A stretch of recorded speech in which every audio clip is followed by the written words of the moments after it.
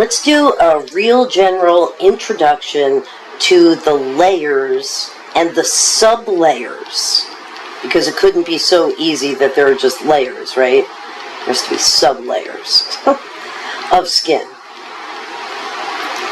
So it depends on who you ask, but there are 3 layers of skin. It's just that in some places on your body you don't have all 3.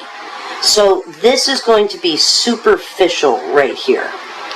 And so this means that everything out here, and you know what, I'll color it in green. But it means that everything out here in green is the external environment. Now, sweat pours out onto the external environment, but everything else is within or deep to this layer that we have right here. So this is deep. The first thing you should know is that, yes, there is fat.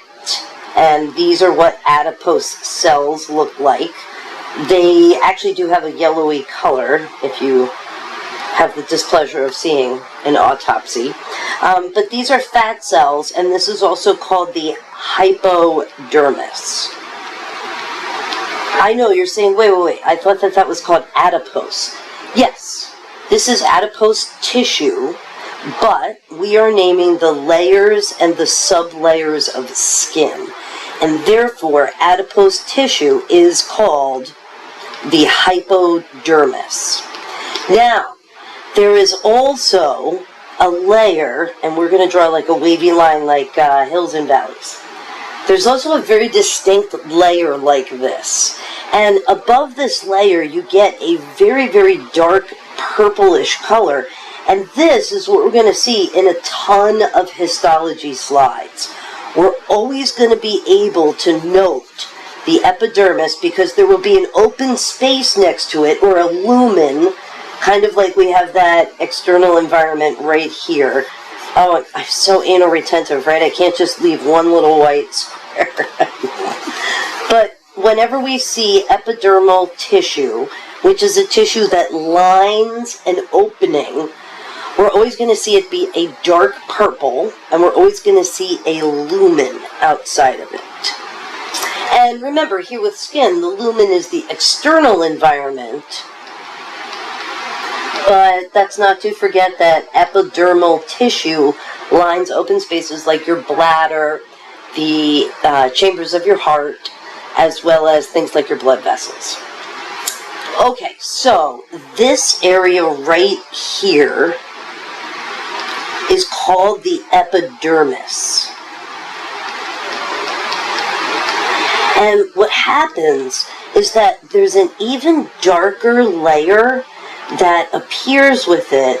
Oh, let me get a grip. There's an even darker layer that appears like right here. And many people think that that's the extent of the epidermis, but it's not. These cells here are alive. These cells up here are dead.